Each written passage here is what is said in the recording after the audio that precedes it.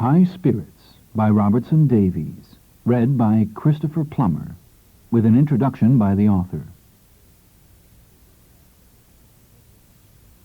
Would you like to hear how the High Spirits came about? Ghost stories came into my life before I could read. How well I remember the first one. It was at a party given by my parents, and it was not yet time for me to go to bed because I remember that the sun was sinking outside the windows. And as the guests ate tulip jellies, they were streaked red and yellow and topped with whipped cream of a deliciousness that seems to have departed from the earth, Mrs. Curry told the strange tale of the disappearance of Oliver Lurch. He was a farm youth in Kentucky who had gone out one night from a gathering just like ours to fetch some wood for the fire and had not returned. And when the others went to seek him, he could be heard calling from the sky, "Here I am! Here I am! Help me! Help me! I am Oliver Lurch!" The cries became fainter and fainter, and Oliver was heard and seen no more. There were those who said he had been carried off by a great eagle, but a grown man, what sort of eagle was that? It must have been something else. I fell asleep that night, fearing the mighty clutch. And since then I've always felt that any party would be the better for a ghost story. Although I have read tales of ghosts and the supernatural eagerly all my life, I never thought of writing one until I went to Massey College in the University of Toronto in 1963. The college had a Christmas party for its members and their friends, and some sort of entertainment was needed. There were lots of gifted people to call on, poets and musicians, but I was expected to make a contribution, and I decided on a ghost story, the one which appears first in this collection. For the 18 years I was at the college, a story was called for every Christmas. And here they are, gathered together in the hope that other enthusiasts for this sort of tale will enjoy them. It was never my intention to frighten anyone. Indeed, I do not think that that would have been possible. The audience was too big, and to me at least, terror is best when the group of listeners is small. No. These stories were to amuse and perhaps to add a dimension to a building and a community that was brand new. University College has a ghost of which it is justifiably proud, and undoubtedly there are others around the university campus which have not yet found their chroniclers. But Massey College is a building of great architectural beauty, and few things become architecture so well as a whiff of the past and a hint of the uncanny. Canada needs ghosts as a dietary supplement, a vitamin taken to stave off that most dreadful of modern ailments, the rational rickets. My ghosts are sufficiently traditional in that they all appear in search of something. This is the usual reason for ghostly appearances. Something has been lost, or some revenge or justice is sought, and the spirit cannot rest until this unfinished business is concluded. If that is established, it's obvious that the proper greeting to a ghost is not a shriek of terror, but a courteous, "What can I do for you?" One word remains to be said. I have not changed these stories specifically for this recording. They remain in the form in which they were first read aloud, and I beg you to grant them the attention of the ear, because perhaps, as in my case, your first ghost story was heard. The names of several living people associated in one way or another with Massey College come up in these stories. Never, let me say, are they mentioned in anything except an affectionate and genial spirit, as befits a gaudy night. And I hope that the bearers of these names will not feel that I have been impudently free with them, or suggested an acceptance of the supernatural which they might disclaim. Because these are, after all, party ghosts, emanating from high spirits.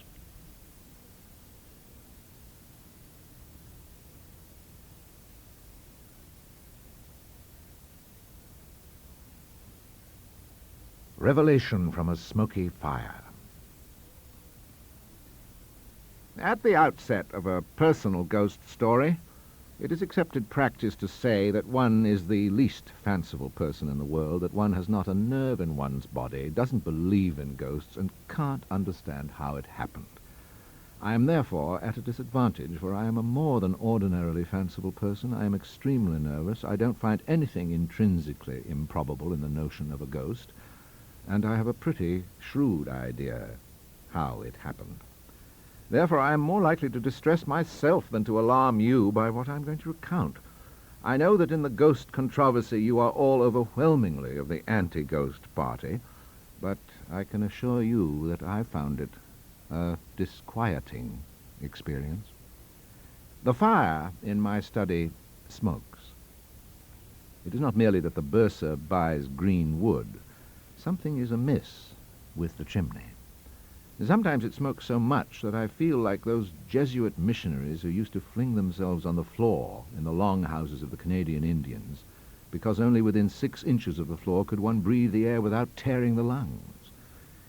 My fire was smoking yesterday afternoon at dusk as I sat reading the précis of an M.A. thesis. My nerves would have been quieter had I been reading a ghost story. Thesis abstracts are, with a very few exceptions, the least credible and most horrifying productions of imaginative literature. Nevertheless, you will understand that I was not in the least disposed to see a ghost, though I was rather far advanced in asphyxiation. At last, reluctantly, like a man approaching a task he knows to be outside human power, I went to the fire and knelt to poke it, thinking perhaps I might alter the quality of the smoke and thus secure change, if not relief. Of course, I simply made it worse. I grew impatient, and holding my breath, put my head into the worst of the smother to see if anything, a bird's nest or a dead squirrel or anything of that sort, might have stuck in the chimney. Nothing. Defeated, and with the disgruntled resignation of one used to such defeats, I crawled backward into the room and stood up. There was a man sitting at my desk. Nothing in the least alarming about that. People quite often come into my study without being heard. When I am busy, I often do not notice what is happening around me. I assumed he was a visitor. He looked like a senior faculty member, a tall, rather lean, bald man with professorial eyebrows. He was wearing his gown, but so was I, for that matter, for though smoky, my study was cold. "Good afternoon," I said. "Can I help you?" "You can help me by doing something about that smoking chimney," he replied. He smiled as he spoke, and I assumed that this was some form of donnish humor. Nevertheless, I thought it rather cool of him to complain about what was, after all, my chimney. I decided to take the line of extreme and disarming courtesy, which sometimes works well with impudent people. "I assure you I'm doing the best I can," said I. "Not a very good best," said he. "Take another look up the flue." I obeyed. Not, you understand, because I was awed by him, but because I wanted time to think. Slowly I knelt and poked my head into the fireplace again, and thought, who the devil is he? There's something familiar about his face, but what is his name? I wish I could either forget both faces and names, or remember both. It is this perpetual dealing with nameless faces that makes my life a muddle of uncertainty. Is he one of those architectural critics who still push their way into the college and take on airs? How dare he give me orders? I must have met him somewhere. Is he one of those dons who suffers from the delusion that he is Dr. Johnson and is rude on principle? By this time I had thought all I could without drawing in huge breaths of smoke, so I crawled back into the room and stood up again. "If I were you, I'd go up on the roof and put a rod down that chimney," said the stranger. "Or why don't you come down it again?" "Down the chimney?" said I. Aha, this was the clue. Here was a madman. "Yes," said he, "you didn't knock at the door, so I assume you must have come down the chimney. You weren't here a minute ago." One of my cardinal rules in life is always to humor madmen, It is second nature to me. I do it several times every day. Quite so, said I. I came down the chimney. He looked at me closely, and I thought somewhat insultingly. Tight squeeze, wasn't it? Said he. Not in the least, I replied. A chimney with a good clear draught might be a little swift for a man of my age and quiet habit of life, but this is a superbly smoky chimney, and the smoke, as you readily understand, gives just that density to the atmosphere in the flue which permits me to float down as gently as a feather. Science, you observe. I said this airily, for I was beginning to enjoy myself. Look here, said he. I don't believe you're a chimney sweep at all. Your perception is in perfect order, said I. I am not a chimney sweep. I am the master of this college. Now, may I ask who you are? Aha, he cried, just as I thought. You're a madman. I don't believe in humoring madmen. Out you go. As you please, said I. He looked as though he might become violent, and I wanted time to edge myself toward the bell which calls the porter. But before I go, would you have the goodness to tell me who you are? I? He shouted, working the tremendous eyebrows in a way which I could tell had been effective in quelling undergraduates. Certainly, I'll tell you. I am master of this college. Of course, said I in my silkiest tones. But which master are you? Damn your impudence, he roared. I'm the 9th master. I confess this made me feel very unwell. I can't tell why, but it did, and although I cannot fully describe the sensation, I thought I was going to faint. For a time my consciousness seemed to come and go in rhythmic waves. It was like vertigo, only more intense. I was horribly distressed, but my visitor seemed even more so. Stop! Stop! He cried. For God's sake, don't fade and reappear like that. You make me giddy. And to my astonishment, he fell back into my chair and closed his eyes as white as, as white as a ghost. I forgot all about the porter and hurried to his side. I put out my hand to feel his brow just as he opened his eyes. I was amazed to see unmistakable fear in his face, and he shrank from my touch. Don't be afraid, I said. I only want to help you. His voice was faint and came from a dry mouth. Who did you say you were? He asked. I am the first master, said I. Presumably I was distressed more than I realized, for though I was trying to reassure him, my voice sounded sad and eerie, even to myself. Then you are Finch? He said. Again the inexplicable malaise overcame me, and I could tell by the fear in his eyes that to his vision I must be fading and reappearing again. My sensations were mingled, to be mistaken for Robert Finch, painter, poet, musician, scholar, wit, and distinguished diner-out, presented me with an extreme of temptation. Should I risk all and bask for a moment in another's glory? But decency prevailed. I denied, reluctantly, that I was Finch. Good God! Then you must be the other fellow who was here briefly, even before Finch, said he. Condemn me if you will as an egotist, but in such a situation which of you could have contained his curiosity? What became of him, that other fellow who was here briefly before Finch? I asked, and again I heard in my own voice that hollow, eerie note. He shook his head. I don't really know, he said. It was whispered that something happened that occasionally happened to professors in those days, something called making a composition with his creditors, or some quaint phrase of the kind. And he went. Where did he go? I persisted. The man looked as if he needed fresh air, but the subject was of such importance to me that I put my own interest first. I don't think anybody knew, he said. The story that has come down to us is that there was a full dress inquiry in the round room, and it is presumed that the visitor broke the master, for when it was over he stumbled out into the quad, and it was seen that the russet rosette had been torn from his gown. After that, well, some said it was the pool, and some said he leapt from the tower, and some said, here his voice thickened with repugnance, that he went off and got a job at York. The college behaved very well toward the wife and girls. They kept going by, taking in washing for some of the junior fellows who couldn't afford the coin wash. Finch was a man of very delicate feeling, by all accounts, and he saw to it But it was all so long ago. My concern for his suffering had considerably abated. Madman he might be, but...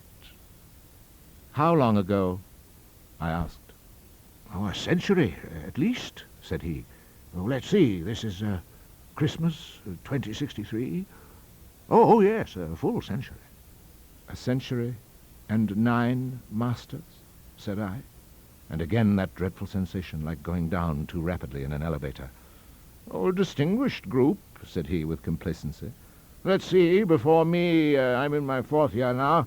There was Kasabowski for 21 years, poor Sawyers, who died after 3, Taschereau, who made it for 10, Gamble for 12, Meyer for 7, Durashet for 15, poor Poulanier, worn out with waiting, really, for 3, and, of course, Finch's glorious first mastership of 25 long, sunny years.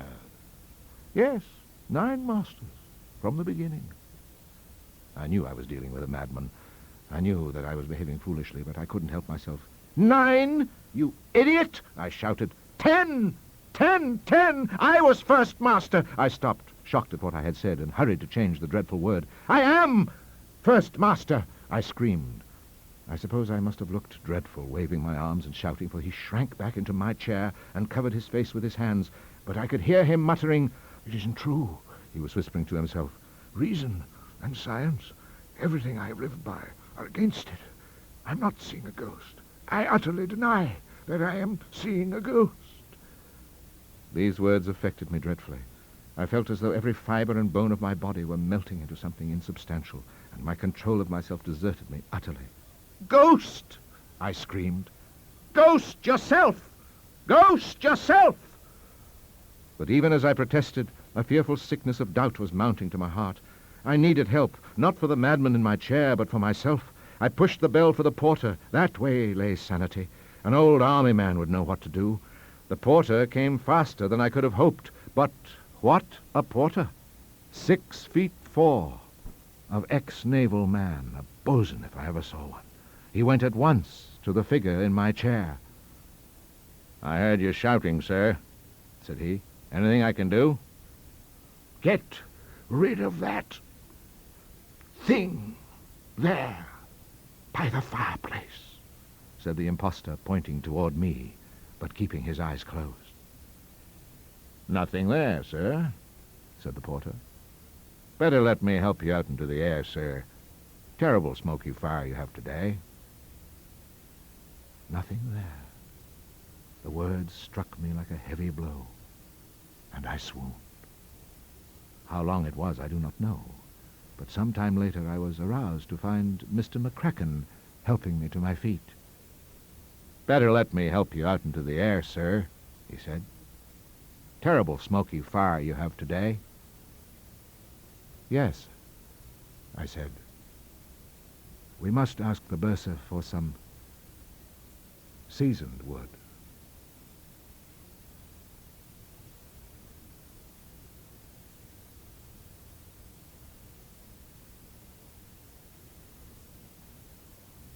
Einstein and the Little Lord. I know you will understand when I say it is a great source of satisfaction to me that this college is regularly and extensively haunted. Every part of our great university strives for distinction of one kind or another, but it is everywhere admitted that in the regularity and variety of our ghostly visitations, Massey College stands alone. Year after year, our ghosts never fail us, and they are shades of unquestionable intellectual distinction, the cream of the ectoplasm. In this college, so often accused of elitism, our ghosts at least may truly be called the elite of who was who. It is hard not to fall prey to sinful pride when I think of them. Early in January every year, I begin wondering, who will it be? Ghosts of worldwide renown think it worth their while to drop in on us for an hour or two, which in the course of a busy afterlife is uncommonly civil of them. As the custom has arisen of celebrating centenaries and anniversaries of all sorts, and lists of these events are published at the beginning of each year, I look down these columns with an interest that comes close to gloating, wondering who our next unearthly visitant will be. Last January, there was one prize I coveted above all. This year marks the 100th anniversary of the birth of Albert Einstein. I see in your faces wonder tempered with disdain.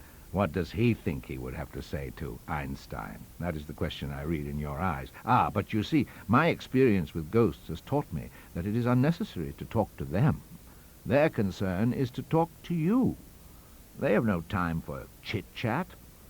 It is true I had some misgiving. If Einstein were to entrust me with post-mortem reflections on the Michelson-Morley experiments, or use me as a means of telling the world a few new things about the wavelength of light emitted by atoms, I should have to be careful not to make any mistakes in taking dictation.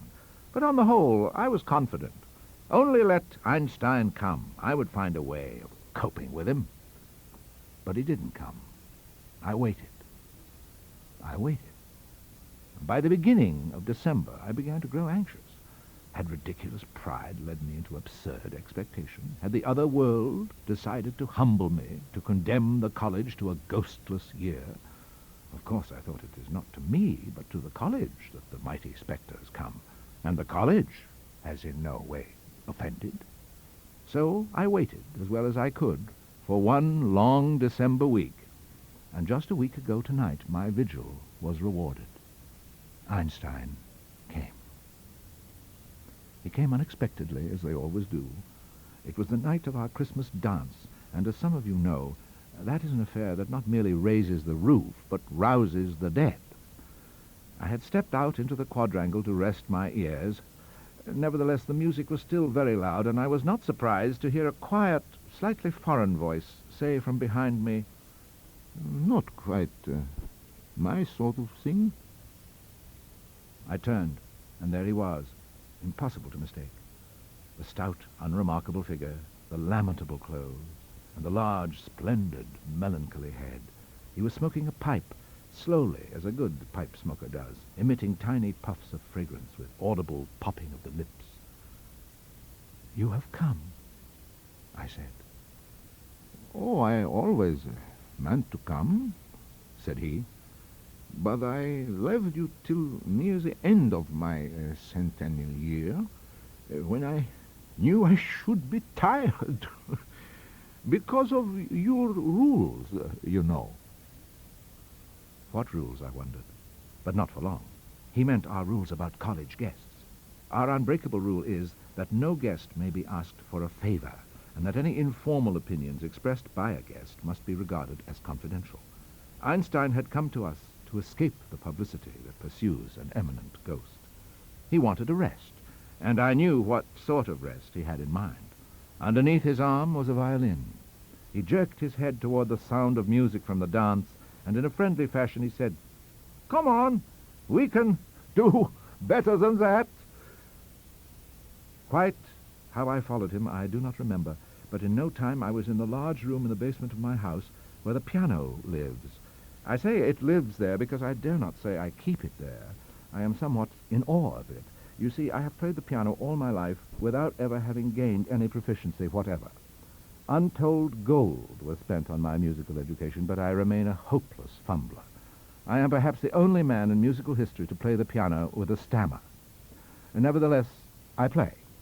Almost every day I approach the piano in my basement and endure its Teutonic sneers as I tinkle out the kind of music I like, which I confess is chiefly piano arrangements of music meant for other instruments, and even for the human voice. Einstein gestured me toward the piano and began to tune his violin. It was obvious that his pitch was perfect. I was horrified. "Do you mean you want me to accompany you?" I said, weak with fear. No. "We play together," he said, and tucked the fiddle under his chin. My blood ran cold. In all the vast repertoire of music in which the violin and piano can mingle, there is only one piece that I would dare attempt. It is a humoresque by Dvorak, the number 7 in G-flat. You know it. Popular musical taste has accorded words to it, words selected from a well-known railway notice. "Passengers will please refrain from flushing toilets when the train is standing in the station. I love you." But when Einstein speaks, who am I to disobey? So I sat at the piano, and to my astonishment I saw on the music desk before my eyes the score of Bach's 6 sonatas for clavier and violin. Einstein made a slight dip with his bow as a signal. My hands flew to the keyboard, and there followed such a flood of exquisite music as had never come out of that piano in its existence. And it was I who was making this glorious sound. Einstein was a pretty good violinist, extremely good for a physicist, but I was a musical marvel.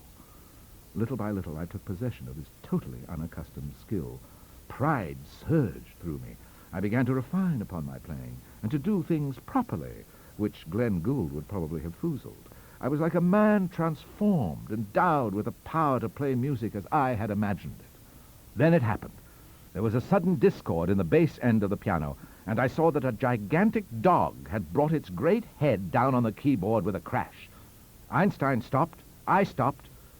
The dog regarded us both with eyes rimmed by nasty, wet, red flesh. "I'm sorry if Dougal has interrupted your music," said a high, sweet, clear voice, "but I really must speak to Professor Einstein without delay." The speaker was the most beautiful boy I have ever seen in my life. His graceful, childish figure was dressed in a black velvet suit and close-fitting knee breeches, from which emerged legs clothed in black silk stockings that Marlene Dietrich might have envied. The velvet suit had a white collar of exquisite lace, and about the handsome, manly little face clustered love-locks of long, fair hair falling in a profusion of curls. You know who it was, of course. And I, from recollections of my childhood reading of the novel of which he was the hero, was able to greet him with a cry which surely fell in familiar and welcome cadence on his ears. "God bless your lordship! God bless your pretty face! Good luck and happiness to your lordship! Welcome to you!" The child bowed in response to my greeting. Modern children do not seem to know his name, or the book by Mrs. Frances Hodgson Burnett in which his story is told. But surely this is a temporary lapse of fame. His romance is undying, a superb realization of what Dr. Jung of Zurich has named the archetype of the miraculous child. Most of you are familiar with him, though there may be one or two among you under 30 to whom he is a stranger. But millions of readers, old and young, have thrilled to the tale of little Cedric Errol, born in New York of an American mother, whom he never addressed or referred to except as dearest, because that is what his English father, who had died so young, had always called her. Cedric considered himself to be an American, and indeed he exhibited all the American characteristics: total candor, boundless self-confidence, naturally fine manners, and a democratic spirit almost too zealous to be wholly believable. But certainly in Cedric there was nothing affected about this democracy. His dearest friends were Mr. Hobbs, the grocery man, Dick, the shoeshine boy, and the poor old woman who sold apples at the street corner. He did good to many others among the poor and needy, for whom his tender little heart was always grieved. Judge then of the reader's astonishment when he discovers that this typical little American is, because of the death of a number of relatives on his father's side, the heir of the great Earl of Dorincourt, and that his true name is Lord Fauntleroy. How Cedric softens the hard heart of his grandfather, the Earl, a typical English nobleman, proud, domineering, with blood so blue you could use it for ink, but nonetheless a splendid creature and exceedingly rich. And how Cedric makes all his grandfather's tenants happy, and how Cedric persuades his haughty grandfather to accept Dearest, who, though an American, is nevertheless a lady, and how Cedric gets Mr. Hobbs, the grocery man, and Dick, the shoeshine boy, to England, and settles them close to Dorincourt Castle, so that he can go on being democratic at them. All of this is familiar to you. Familiar also are the drawings done for the book by Reginald B. Birch, which made the appearances of all the characters, but especially the ringleted, velvet-suited little lord, familiar to millions of infatuated readers from 1886 at least until 1925. And there he stood in my music room, confronting Professor Einstein and myself. Not only Fauntleroy, but the huge, drooling, red-eyed mastiff Dougal, his grandfather's pet, and the little lord's inseparable companion. I wondered what he had come for, so with a directness which I was sure such a democratic child would appreciate, I put the question. "What have you come for, my lad?" said I. He laughed. It was the characteristic laugh of an innocent child, like silver bells, and it set up an answering echo in the piano. I want to ask a favor of Professor Einstein. He said. Certainly not, said I. No guest of Massey College may be asked for favors. Oh, please. Oh, pretty please and sugar plums, said Lord Fauntleroy winsomely. Surely you haven't forgotten that this is the year of the child? I had forgotten, in spite of all the newspaper hullabaloo and appeals for this, that, and the other thing to increase the influence of children. I had forgotten. Certainly I had not expected the year of the child to have anything to do with our college ghost. The year of the child is more important than rules, said Fauntleroy. Oh, you'd probably never guess how important for the peace of the world.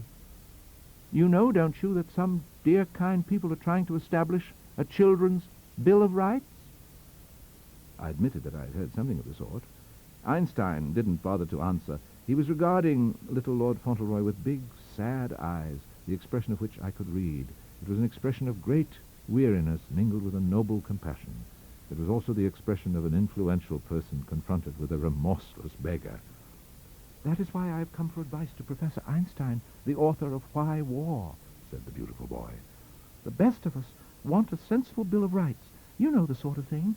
Nobody is to beat children more than is good for them, and savage people are not to eat children, except in case of real necessity, and children are to be loved, except when they are unlovable, and children are to be seen and not heard, except for exceptional children like me, and children are to be taught sensibly by sensible people, and children are to have pocket money, but not enough to make it possible for them to get into serious trouble. And in return, children undertake to be reasonable and pretend to be innocent and believe in Santa Claus and babies being brought by the doctor and all that crap. Oh, what have I said? You said, and all that crap, said I, wishing to be helpful. Little Lord Fauntleroy was hiding his face in his hands, the very picture of shame. Oh, I know I did, he said. How could I? What would dearest say if she heard me use such a horrid word? But he makes me do it. It's his terrible influence. Oh, if I were not the sweetest, most forgiving little soul anybody ever heard of, I could hate him. To emphasize the general grief, the big dog Dougal set up a melancholy howling and lashed the piano keys with his great tail. It was here that Professor Einstein intervened. My boy, he said, if you expect us to understand you, do not begin your story in the middle and wriggle out toward both ends. I recommend the scientific method. State your principal thesis, develop it, and work toward a conclusion. Little Lord Fauntleroy took his hands from his face and looked at the great man with adoration. Just what I wanted, said he. You are so wise, Professor Einstein. I knew you could help me. I shall do as you say. Please, may I sit on your knee? Einstein pondered for a moment and then said, no. My respect for his wisdom rose sharply. Just stand where you are, and I shall sit down, and you shall tell us both, quietly and clearly, what the trouble is. Now, first of all, where do you come from? From paradise, said the miraculous child. Oh, it's not at all the way silly people imagine. It's really a huge confederation of self-governing paradises where everybody can enjoy eternity with the sort of people they like best. There aren't any grown-ups in the children's paradise, or else it wouldn't be a paradise for children. And, of course, the fact that we're all in the children's paradise makes the other paradises paradisal for the grown-ups. Quite true, said Einstein. I cannot recall ever having seen or heard a child since I entered the physics division of the intellectual paradise. I was troubled by a doubt. One moment, I said. It has always been my understanding that paradise is for the living who have passed into rest. But you, my lord, never lived. Explain yourself. Oh, you dear old silly Billy, said Fauntleroy, putting his graceful little hand on my sleeve as Dougal smeared my trousers with phantom drool. You, an author of a sort, to say such a thing. You know jolly well that I lived more fully and gloriously than the ordinary run of children. I was loved by millions of people who had no children of their own. We children of literature are the aristocracy of the children's paradise. We are remembered for generations, when the real children who didn't have the luck to live to maturity are forgotten, poor little mites. We set the tone of the place. In a quiet way, we run it. there are the Dickens group, little Paul Dombey and Tiny Tim and little Nell, and there are the outdoors types, Tom Sawyer and Huckleberry Finn and Midshipman Easy and Jackanapes and Penrod and lots of others, and there are the littlest ones like the Bobbsey twins and Budge and Toddy, and there are the fairy tale gang, Rose Red and Snow White and Jack the Giant Killer and all those. You would believe what a lot there are, and we are all so much more vivid than the flesh and blood children that we naturally take the lead. Or we did, said the boy, his beautiful countenance darkening. until he came. A rival? I said. Not a rival. Said the boy, with what in a lesser child might have been taken for a pout. Are you supper? Same thing, said I. Well, let's hear about it. Everything in the children's paradise was paradisal, Said Fauntleroy. so long as I was the boss. I took care that everybody was happy. I wouldn't tolerate an instant's discord. If any of my agents reported anything to me... Agents? Said Professor Einstein. Spies, do you mean? Don't be horrid. Said Fauntleroy, smiling his reproach. Just children who were either naturally very sharp, like the Artful Dodger and Gavroche out of Les Miserables, or else children who were abnormally trustworthy, like Casabianca, you know, the boy who stood on the burning deck. If they saw any trouble brewing, they tipped me off, and I dealt with it at once. And if the child didn't see things differently then, Dougal had a little romp with it. And that always worked. Dougal gave a sudden lurch that almost knocked me off my chair, and I saw what a romp might involve. Let's hear about the usurper, I said. You know how things have been on Earth for the past 20 years, Said Fauntleroy. turbulence everywhere, among nations, among university students, and even among children. In fact, the modern child has simply been going straight to... Here he blushed deeply and whispered something in Professor Einstein's ear. And the usurper came from hell? Said Professor Einstein. No, from Toronto. Said Fauntleroy. His name is Gold-Tooth Flanagan. He's very proud of his gold tooth. He got it by ripping off old-age pensioners in supermarkets until he had enough money to buy it. It was his mark of authority. It is a huge, adult-sized gold tooth, but in the worst possible taste. But of course that sort of life can have but one end. Goldtooth was knocked on the head with a bottle in a police raid in Cabbagetown, and to his surprise he was sent to the children's paradise. Of course, he wanted to go to the hooligans' paradise, but he was too young, so he came to us instead. Nobody's fault but his own. He peaked too soon. And he tried to take over the children's paradise, said I. From the beginning, said Fauntleroy. He said very offensive things. He started by picking on a literary child from the third world whom we have always known as Little Black Sambo. Goldtooth called him a horrid, vicious name, and when I rebuked him, gently of course, for he was new and didn't know our ways, he asked me if I was gay. I said of course I was, and the dearest had always loved me for being so gay. And he laughed offensively and mimically, rudely. It wasn't until Holden Caulfield told me what gay means to minds like Flanagan's that I understood that I'd been insulted. Gay indeed. Me? As if for years I hadn't been on a footing of special intimacy with little Miss Muffet. Didn't it occur to you to put Dougal on him? Said I. I was coming to that just when the real trouble blew up, said Fauntleroy. Of course, Flanagan sat in on our meetings where we discussed the nature of the child's Bill of Rights. They were fully democratic, so he couldn't be left out. We were trying to hammer out something along the lines I have already mentioned to you. You see, at the United Nations and UNESCO, all the children's business is done by adults who have no idea what a sensible child wants. The last thing we want is any kind of independence. Make us independent, and we have lost all our power. To deal as we think best with adults, we must be entirely under their thumbs, which is the same thing as being on their backs. Our weakness is our strength. Every child knows that.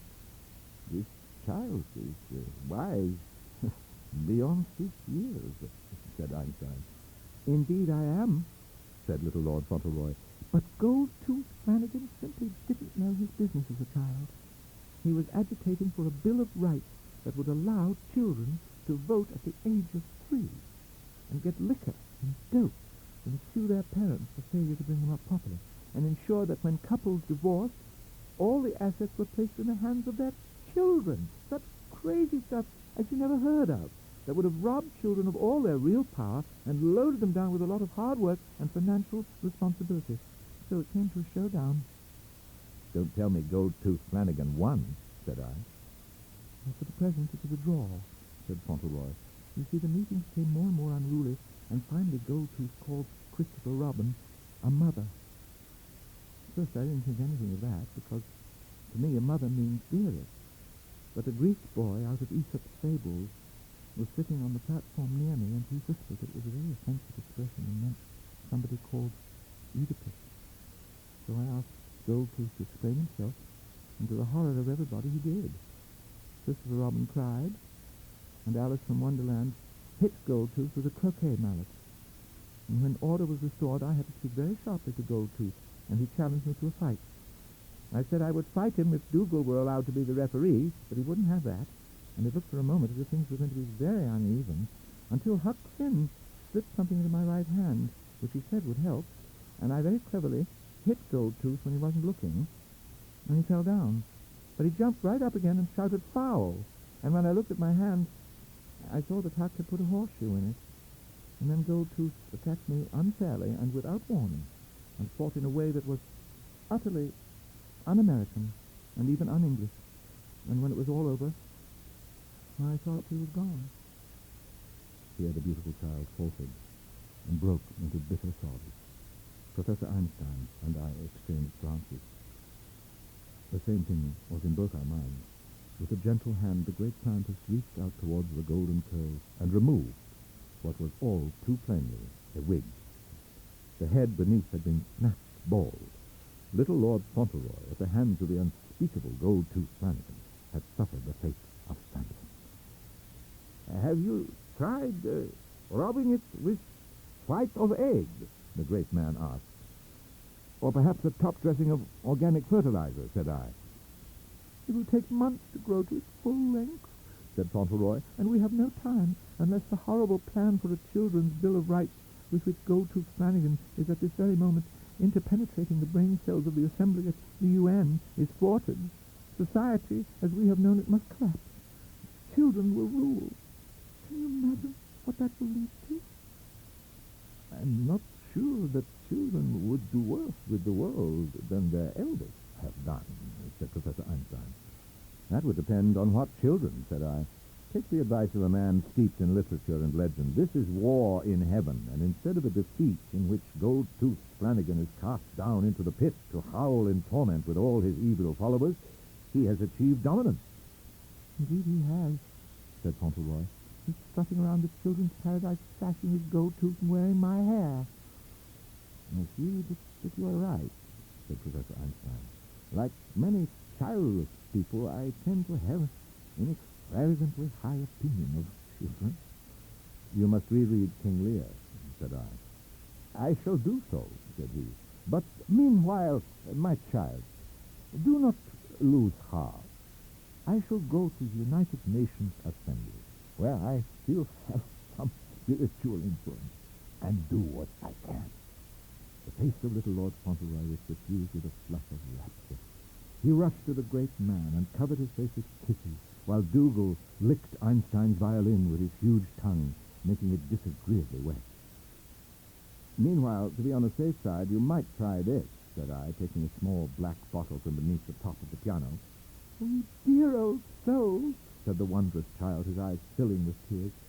Shall I really regain my hair? That isn't hair tonic, said I. That is a substance I use for cleaning my piano keys. It is justice if taken internally, for instance, by anyone who was using it to clean a gold tooth. If I am not mistaken, the child winked at me. Oh, what a lovely practical joke that would be, he said. Of course, a gold tooth is beyond death, but he is certainly not beyond humiliation. And then, seizing Dougal by the collar, Lord Fauntleroy and the great dog ran toward the door. Before they reached it, they had grown dim and vanished. Do you really think that children may take over the world? I said to Professor Einstein. I cannot believe it, said the great physicist. Have I not said that God does not play at the dice is the fate of the universe. Once again he raised his bow, and off we went into Bach. But because of Dougal's energetic licking, his violin was sadly out of tune. The sound grew fainter, and I was aware of a decline in my own musical abilities until I found myself playing alone, and playing badly. And I knew that yet another ghostly visitation to Massey College had reached its end.